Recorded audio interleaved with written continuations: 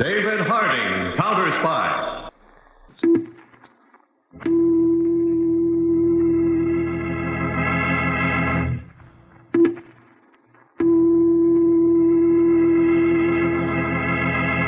Washington, calling David Harding, Counterspy.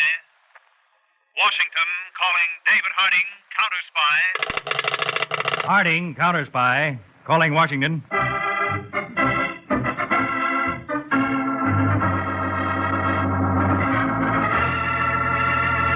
David Harding, Chief, United States Counterspies, especially appointed to investigate and combat the enemies of our country, both at home and abroad, and to secure for every American the rights which are his under our Constitution.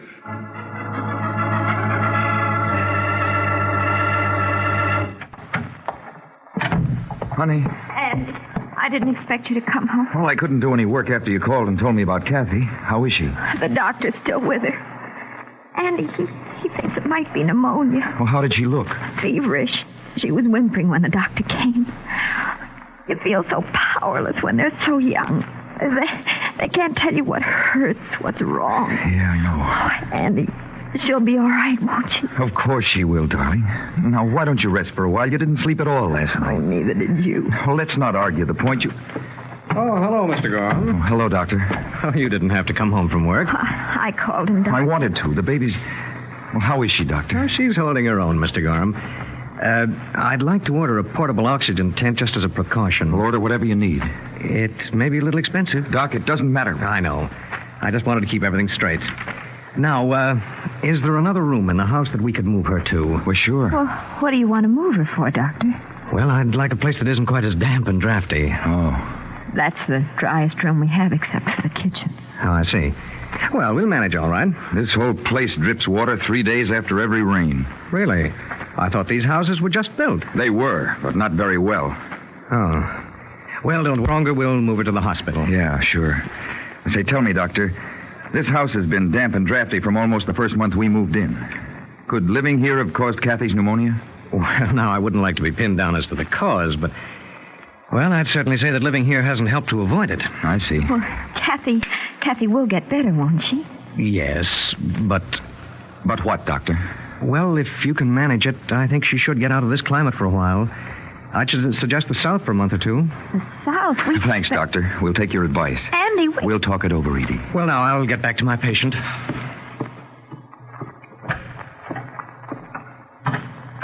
Andy, we can't afford a trip south at this time. You bet we can. Oh, where will the money come from? From this dream house we bought. We're not going to make any more payments on it. We'll use the money to send you and Kathy south for a while. Yes, but what about the money we've already put into the house? Well, I'll think of something. Oh, darling, we can't afford to lose all that. Can we afford to lose Kathy? Andy. I'm sorry, honey. I shouldn't have said that. I just don't want you to worry about anything except her. If we're not going to give Mr. Hobbs any more money, what will we do when we get the mortgage statement? I'm not sure, darling, but that's not your worry. All right, Andy. Now, you start planning for that trip south. The minute the doctor says okay, you and Kathy go.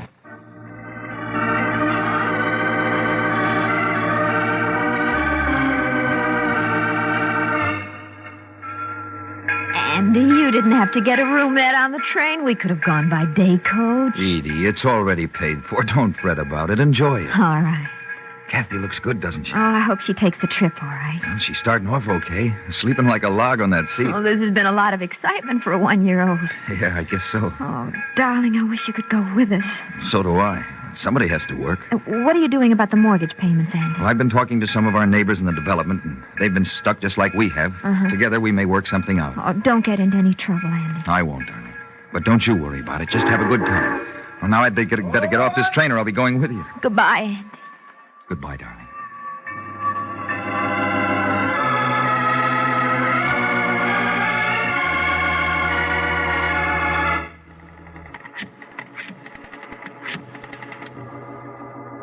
Mr. Bradley? Andy Gorham.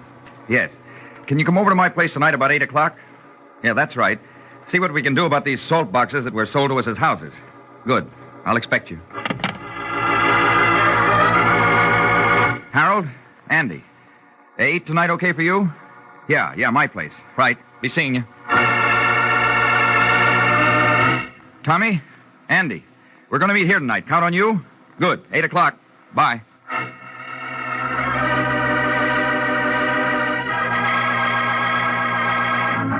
I know some of us here paid a little more for our houses than the rest of us. A larger house or more land. But whatever you paid, I think we're all agreed that it was too much for what we got. No question about that. Now, our individual complaints are pretty similar. Green wood, flooded cellars, crumbling foundations, poor flashings, bad drainage. Well, you know them as well as I do. Perhaps better, Andy. Perhaps. Yeah. But the point is, the majority of them can be repaired. At whose expense?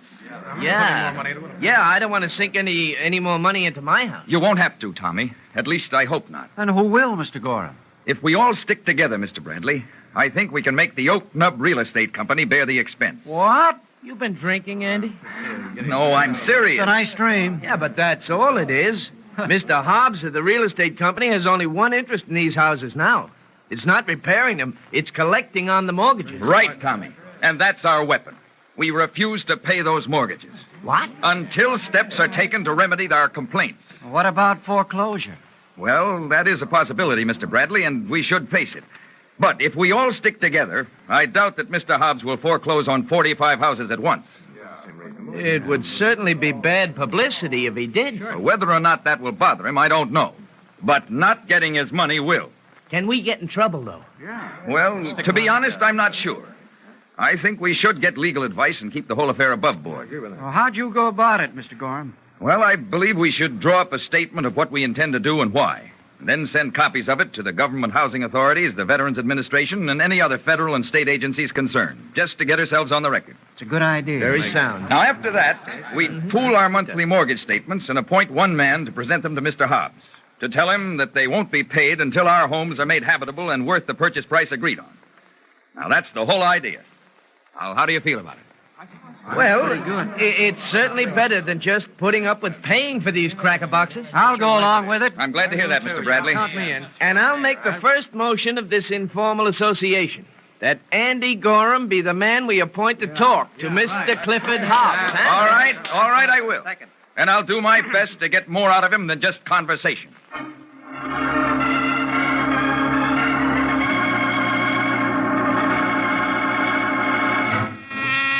Counterspy headquarters. Yes, Mr. Secretary, I'll connect you.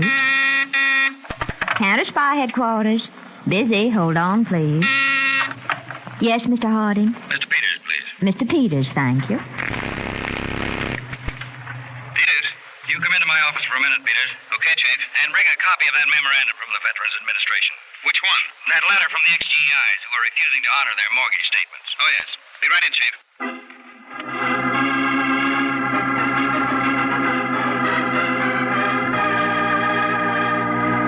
What do you think about it, Peter? Well, from the way they describe their houses, Chief, I sympathize with them, but I don't see that there's anything we can do. Or we could conduct an investigation. Of what?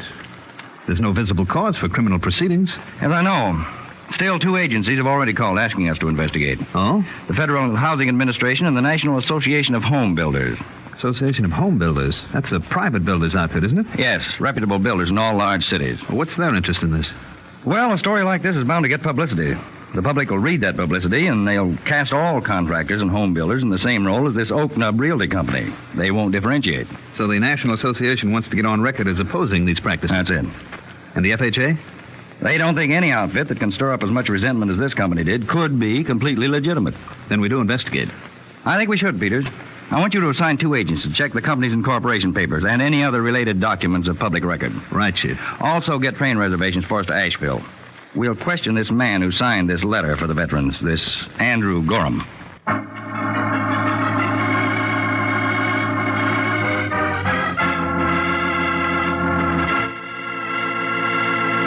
Back to our Old Nick David Harding counterspy case in a moment.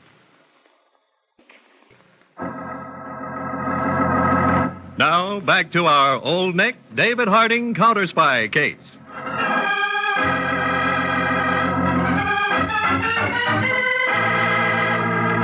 Let's drop the act, Mr. Hobbs. You know perfectly well that not a single one of us is satisfied with this house. I hope you didn't come in here just to argue. No, Mr. Hobbs, I didn't. I came in to give you these. Here. What are they? A mortgage statement you mailed out a few days ago. All 45 of them. What? And until you do something about the condition of the Oak Nub homes, that's all you're going to get every month.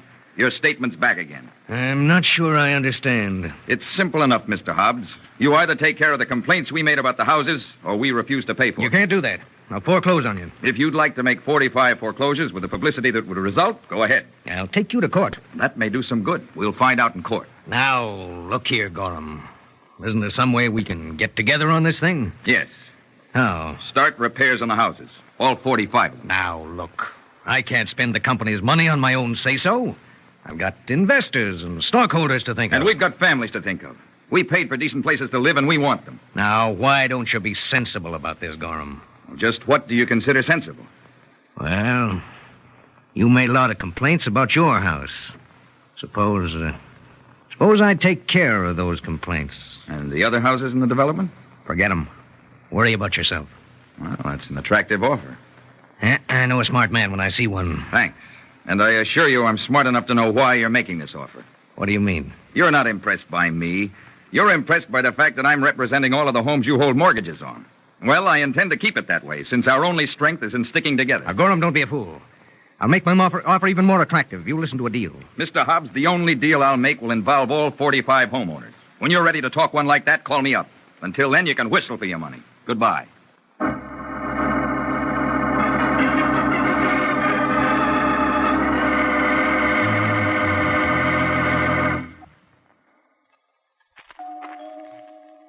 Not a bad-looking house on the surface, Chief.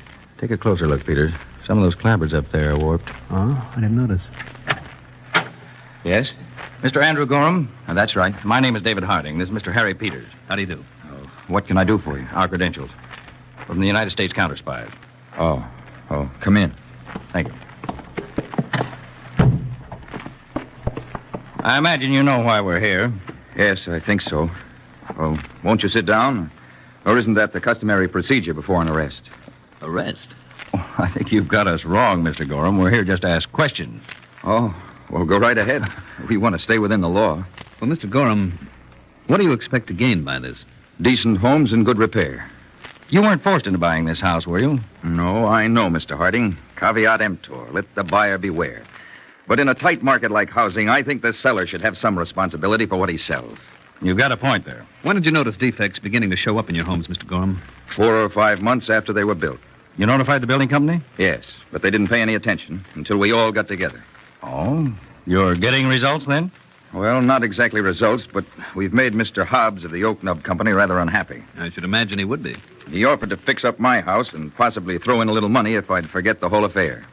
Just your house, not the others? That's right. Sounds a little off-key, doesn't it, Chief? Yeah. I thought so, too. If it were only faulty construction, Hobbs could take the case to civil court and make some kind of an adjustment that would be fair all around. Yes, if he's an honest man. Well, I know of nothing that could prove he isn't. Well, I don't think a man who's on the level would have tried to buy you off. I agree, Mr. Peters. Mr. Gorham, what did you pay for this house? $10,500. Are all the houses in the development the same price? No, they run from $9,500 to $12,500. I see. Well, I'd like to run tests of the structural defects in a few of these homes, have a responsible builder look them over. Do you think that'd be all right with your neighbors? I'm sure it would, Mr. Harding. We'll agree to anything to get some action. You set that up, will you, Peters? Right, Chief. And, Mr. Gorham, if Mr. Hobbs should get in touch with you with another personal offer, let me know. All right, Mr. Harding. I can't guarantee results, but I can guarantee you that we'll make a thorough investigation of this whole affair.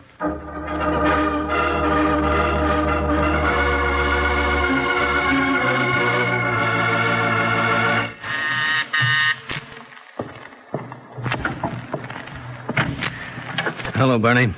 Oh, Hobbs. Mr. Mankato up yet? Yeah, he's having breakfast in bed. Well, I have to see him right away. He won't like that.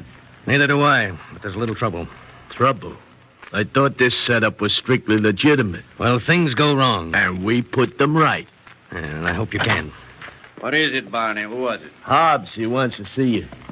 I'm sorry to disturb you at this time, Mr. Mankato. Okay, you did. Now, what's on your mind? You got a simple job? There ought to be no problems. I'm afraid there are, though. What's so hard about collecting the mortgages I hold? Simply, they won't pay. What? They're beginning to get wise to the fact that they were stuck with those houses. I'll shed a tear for them. They bought them, they'll pay for them. Strictly legitimate. You want the case to get to court? Ain't gonna get there. They're gonna pay. Not according to Andy Gorham. Who's he? One of the men who bought a house. He's representing them all. Troublemaker, huh? Well, he's not easy to get along with. We'll see about that. Barney. Yeah. I advise you to be cautious, Mr. Mankato. Keep your advice.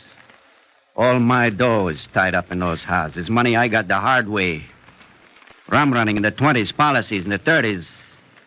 Black markets during the war. Gonna keep it the hard way if I have to. Well, times have changed, Mr. Mankato. People have different ideas nowadays. Nothing changes. People are the same. They only wear different clothes. You push them around, they do like you say. I push. Yeah? Gorham won't be easy. I tried to buy him off. He wouldn't sell. One of those guys, huh? Barney knows how to handle them. He'll still have the others to deal with. Don't be a jerk. Barney, you were with me in that poultry racket in the Bronx. Yeah. What happens when you chop a chicken's head off? He kicks a little and he dies. Get the idea, Hobbs? Don't be too hasty about this, Mr. Mankato. Who's being hasty? Barney picks this guy up. We try to reason with him. If he don't reason, it's his tough luck that he's the head of the chicken. The part that gets chopped off.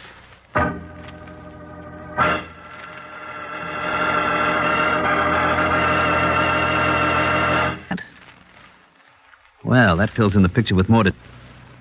Right. Goodbye. Hello, Chief. I've got something real interesting for you. I've got something more than interesting. Criminal. What? I've been over to the local FHA office getting information via teletype from their Washington headquarters. You can pin something on the realty company? A false statement in their building application to the government. They said those homes they built wouldn't sell for more than $7,500. That's how they got their application approved. I'm not surprised. Why? What have you got? Chief, you know who holds 90% of the company? Who? Mr. Christopher Mankato. Chris Mankato, the racketeer who said he was going to retire? That's the one. Only he doesn't seem to have kept his promise. No, at the prices he sold those houses, his profit's 200%. That's a racket in anybody's language. We'll close in fast, Peters. So far, the company hasn't any idea that we're investigating. We should be able to attach all their files and records for criminal and civil prosecution. What do we go for? Mankato or Hobbs? Oh, first, Hobbs. He signed the building application. He'll lead us to Mankato. What about Andy Gorham, Chief? Ask him to come down here. Start him on a full statement of the whole affair. I'll pay a little visit to Mr. Hobbs.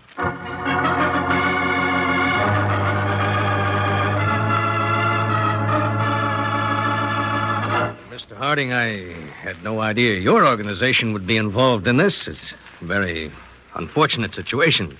I'm sure it is. Oh, I can see the viewpoint of Mr. Gorham and the rest of the homeowners, but, well, I have my stockholders to look out for. And who are they? Why, various people. I can't name them all offhand. You go to great lengths to show your stockholders a profit, don't you, Mr. Hobbs? What do you mean? I have a copy of a building application you made to the government. Oh. You said those houses would sell for $7,500. You charged more than that. Why? A false statement is a serious offense, Mr. Hobbs. A prison sentence goes with it. I don't... Never mind. I'll take that. Just sit where you are. Hello? Open Up Realty Company? Oh, yes, Peters. Oh, Chief. What is it? I can't locate Gorham. What? He left his office to go to lunch. He didn't come back, and he hasn't gone home. I don't like it, Chief.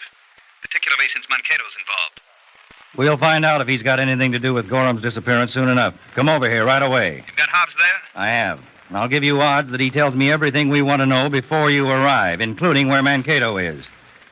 Won't you, Mr. Hobbs?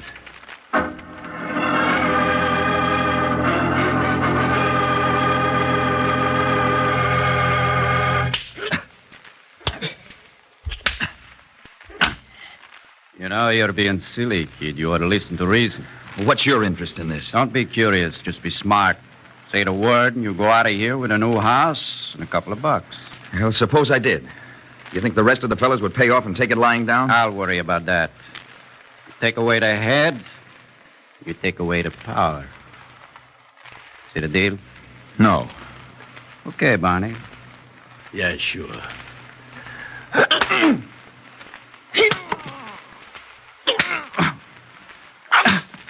You're a jack, kid. Barney's hand can hold out longer than your face.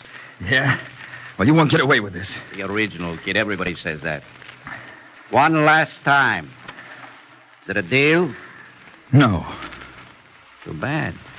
But in a way, it's good. You saved me some dough. Looks like you do a real job, Barney. Okay. Here or someplace else? Someplace else. I don't like funerals. All right. What do you mean? You're not going to... Knock you off? Yeah, kid. Your object lesson number 1. Nobody likes to die, and they might think twice about kicking up a fuss with you as an example. Let's can the chatter, Chris, and get it over with, huh? Your department, Barney. Yeah. Open up, Mankato. Open up. Somebody crossed this post. Stay where you are. Oh, Mr. Hardy. Untie him, Peter. Right, Chief. Howdy, the Counterspy, huh? That's right, Mankato. Easy, Barney. I wouldn't like to shoot you. All right, Andy? Well, a little bit worse for the wear. I'm glad you came, and that's an understatement. All right, Peter, put cuffs on Mankato and Barney. Okay, nobody's going to make trouble. I got lawyers. You'll need them. What happened, Gorham? Now, that gorilla Barney picked me up.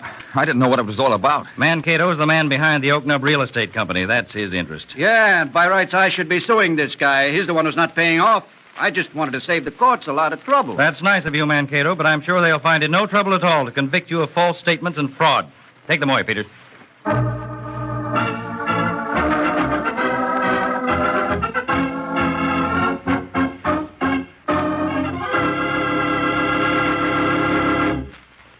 Mr. Harding will be back in a moment with a special guest.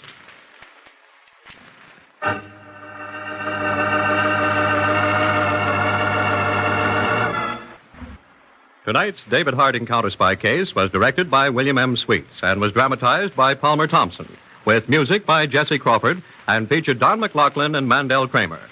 David Harding Counterspy is a Phillips H. Lord production originating in New York. This is ABC, the American Broadcasting Company.